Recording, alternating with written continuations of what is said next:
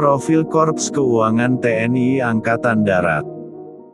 Pada tanggal 9 Oktober 1945, 4 hari setelah berdirinya TKR, dibentuk Markas Besar Tertinggi Tentara Keamanan Rakyat atau MTTKR, dan untuk menyempurnakan organisasi, pimpinan TKR mengadakan sidang NTTKR yang menghasilkan Kolonel Sudirman sebagai Panglima TKR dan Letnan Jenderal Urip Sumoharjo sebagai Kepala Staf Umum TKR.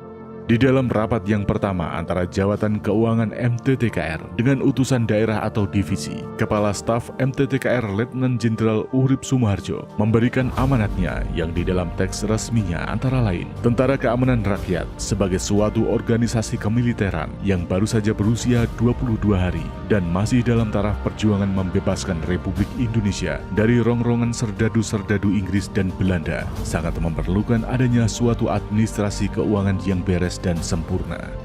Kemenangan yang diperoleh di medan pertempuran tidak hanya tergantung pada kekuatan senjata, melainkan juga sebagian tergantung pada beresnya administrasi di markas, termasuk pula administrasi keuangan. Pada tanggal 27 Oktober 1945, diresmikan bagian keuangan pusat dan daerah oleh Kepala Staf Umum MTTKR Urip Sumoharjo. Tanggal tersebut dinyatakan sebagai tanggal berdirinya Jawatan Keuangan MTTKR, sekaligus merupakan badan tertinggi di tingkat pusat dan merupakan koordinator badan-badan keuangan di tingkat satuan. Pada bulan Mei 1946, Jawatan Keuangan termasuk dalam Organisasi Jawatan Perlengkapan Angkatan Perang atau DPAP, selanjutnya menjadi Dinas Administrasi Tentara Angkatan Darat atau DATAD yang berkedudukan di Benteng Yogyakarta, kemudian menjadi Dinas Administrasi Angkatan Perang atau DAMAP.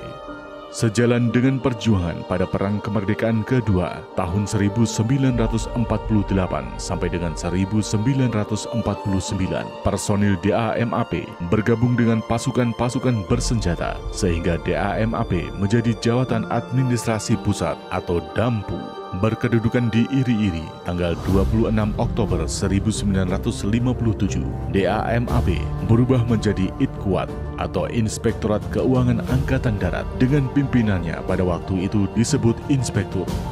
Tanggal 18 Agustus 1964 tentang pembentukan Itwaskuat atau Inspektorat Pengawasan Keuangan Angkatan Darat. Pasca pembentukan organisasi Itwaskuat, maka Itkuat menjadi Ditkuat atau Direktorat Keuangan Angkatan Darat. Surat Keputusan Kasat nomor F255-5-1971 tanggal 1 Mei 1971 diresmikan berdirinya Organisasi Jawatan Keuangan TNI Angkatan Darat dengan berdirinya Pusku Kobang Diklat TNI Angkatan Darat dan Jankuat, maka Ditkuat secara resmi dihapuskan dari susunan Markas Besar Angkatan Darat.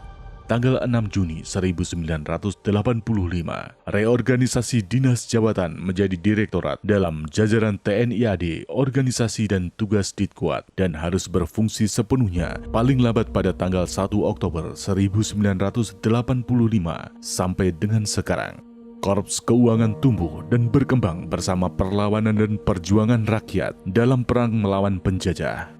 Satuan keuangan pada awalnya berada di resimen dan batalion yang bertugas mengurus keuangan, perlengkapan perorangan, dan perawatan dapur umum atau intendans. Dan untuk membiayai kegiatan peperangan tersebut, para mantan perwira keuangan PETA mendapatkan tugas untuk mengumpulkan uang, bekerja sama dengan badan pemerintahan sipil lainnya untuk mendapatkan uang Jepang dari Bung Karno, Java Shebang, Surabaya, dan Yogyakarta.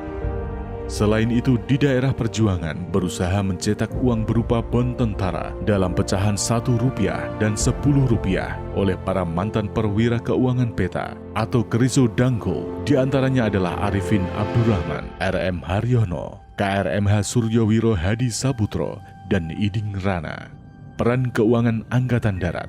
Periode Perang Kemerdekaan 1 dan 2 pada tahun 1947 sampai dengan 1948. Pada masa Perang Kemerdekaan 1 dan 2 tahun 1947 sampai dengan 1948, situasi semakin sulit untuk memperoleh dana sehingga DAMAP bekerja sama dengan unsur lain untuk memperoleh biaya operasi, menempuh jalan swadaya dengan memanfaatkan kondisi masing-masing daerah, di antaranya Jawa, merebut dan menguasai gudang Mesiu dan gudang Sandeng bekas tentara Jepang, memanfaatkan pabrik tenun Garut dengan menjual kain sarung tenun cap padi dan membarter hasil perkebunan tembakau, karet dan lainnya ke Singapura dan Penang. Sedangkan di Sumatera, kegiatan para pejabat keuangan antara lain Resimen Divisi 10 Gajah berusaha mencari biaya untuk kebutuhan kesatuan menempuh jalan, diantaranya dengan membarter hasil perkebunan tembakau, karet, dan lainnya ke Singapura maupun Penang. Mencetak uang berupa bon tentara atas persetujuan gubernur militer yang terdiri dari pecahan Rp1 dan Rp10.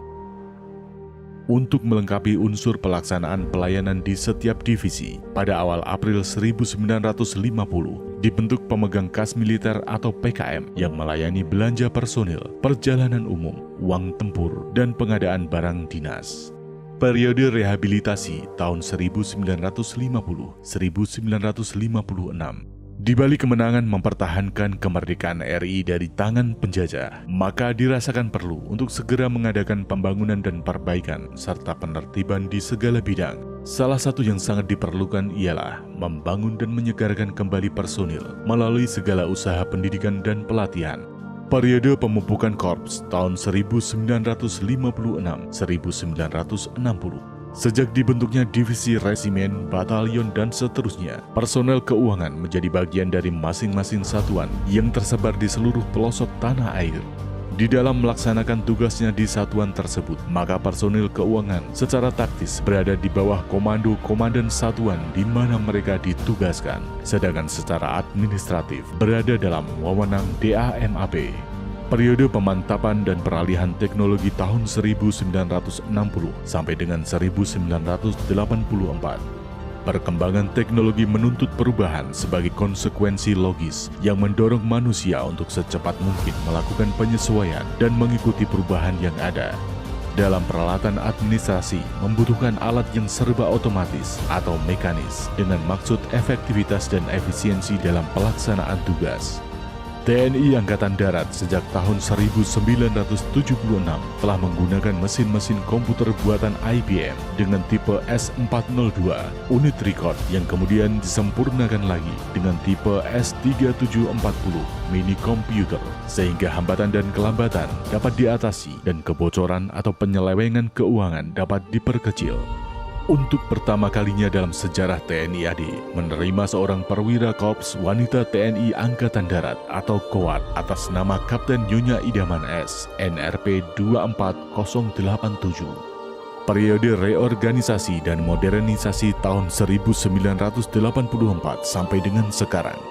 Berdasarkan Perintah Operasi Kasat Nomor Prin Ops 1 tanggal 22 September 1984, reorganisasi dan pemantapan badan-badan keuangan sejauh mungkin disesuaikan dengan kebutuhan organisasi yang harus dilayani, sehingga penyampaian hak-hak prajurit berjalan lancar dan tidak mengalami hambatan.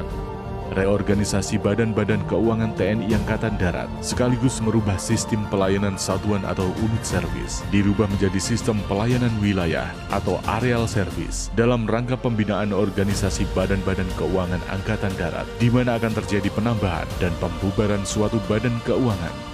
Pelaksanaan reorganisasi atau likuidasi badan-badan keuangan TNI Angkatan Darat dilaksanakan secara bertahap, dimulai dari satuan terkecil, disesuaikan tugas dan tanggung jawabnya.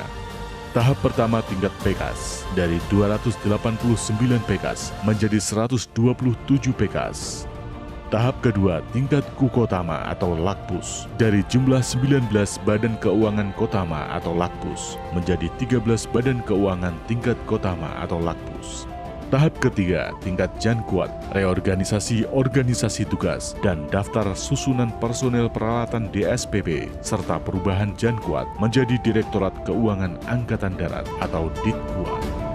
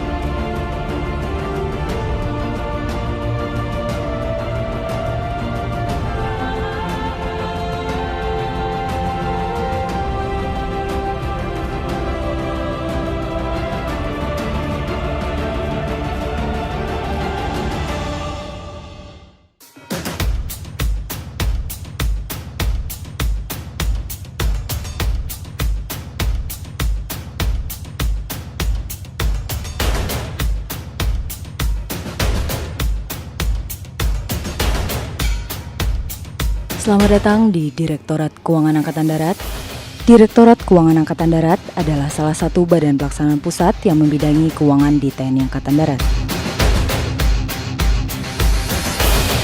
Direktur Keuangan Angkatan Darat dalam melaksanakan tugasnya dibantu oleh Wakil Direktur Keuangan Angkatan Darat, Eselon Pembantu Pimpinan, Kasubdit Bincap, Kasubdit Mindia, Kasubdit Dalku, Kasubdit Banisku, Irdit Kuat, Kasubdit Pindiklat, Kasubdit Akuntansi, Kasubdit Coklit, Kasubdit Paman Ahli, Eselon Pelayanan, Kainfolata dan Kabakurda, Eselon Pelaksana, Kakupus dan Pakusatker Mabes TNI AD.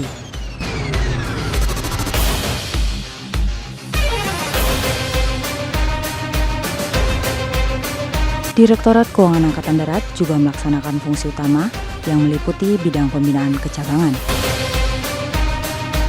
Pembinaan kecabangan menyelenggarakan kegiatan di bidang pembinaan organisasi, personil, penelitian dan pengembangan, sistem dan prosedur, tradisi korps, serta sejarah satuan untuk mewujudkan kemampuan Satuan Keuangan Angkatan Darat.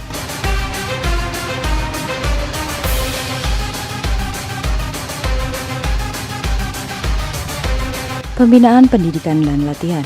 Pembinaan pendidikan dan latihan menyelenggarakan kegiatan di bidang pembinaan pendidikan dan latihan meliputi perencanaan, penyiapan, koordinasi, serta pengawasan dan pengendalian terhadap pelaksanaan pembinaan pendidikan dan latihan.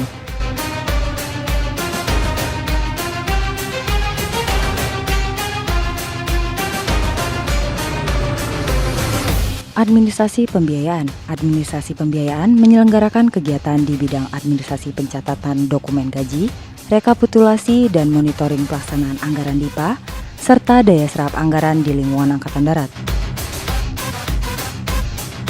Akuntansi. Akuntansi menyelenggarakan kegiatan di bidang akuntansi dan pencocokan perhitungan, analisa dan evaluasi terhadap pelaporan keuangan.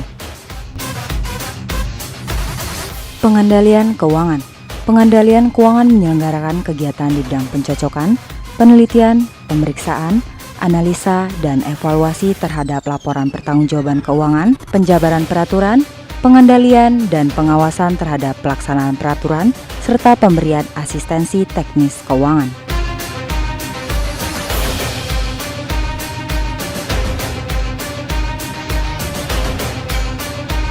Sebagai badan pelaksana pusat di tingkat Mabesat, Ditkuat melaksanakan fungsi organik militer yang meliputi bidang intelijen, operasi, personil, logistik, teritorial, perencanaan, serta pengawasan dan pemeriksaan.